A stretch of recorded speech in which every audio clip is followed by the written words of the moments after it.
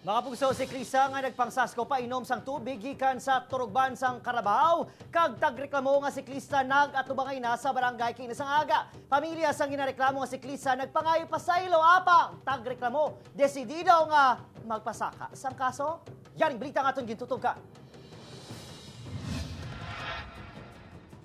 Isa kasi mana matapos nag-viral ang video nga pagpangsasko sang 18 anyos sa si Rolly Ray Alejo sa siklisa nga si Kylie Nicole Montecado nga iyagin painom sang tubig gikan sa turugban sang Carabao. Kinasaga, nagatubangay na ang duha kay Visa Alegre punong barangay Lindy de Leon.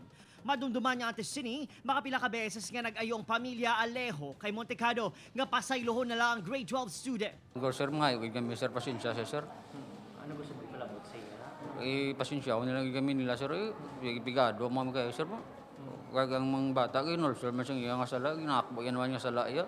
Apang suno kay Kap, liyag mismo sini mabatian si Alejo nga personal nga mga ayos ang dispensa sa ginsaskuhan sini nga siklista. I heard also the mother and the father were asking for forgiveness. And ako lang iya is, personal ko lang iya, I cannot say it to others now.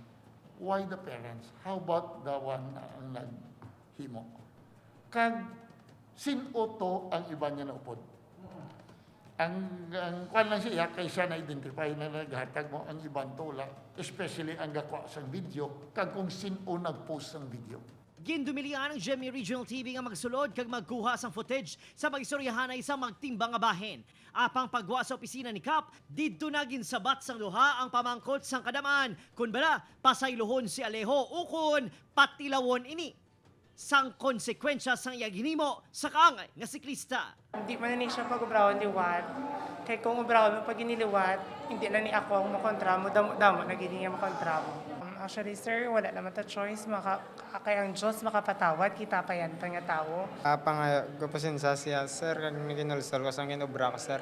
Sa pag-ayuhay sa magtimbang nga bahin daw kaangay kuno nga nahunos ang madalom nga tuno sa ginikanan ni Alejo. Apang apisar na pasaylo na sa nga biktima kag hilway na sa kasuhay.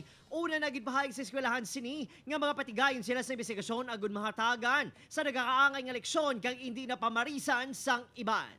Opod, Kirill Casilio, Adrian Prietos, One Western Visayas.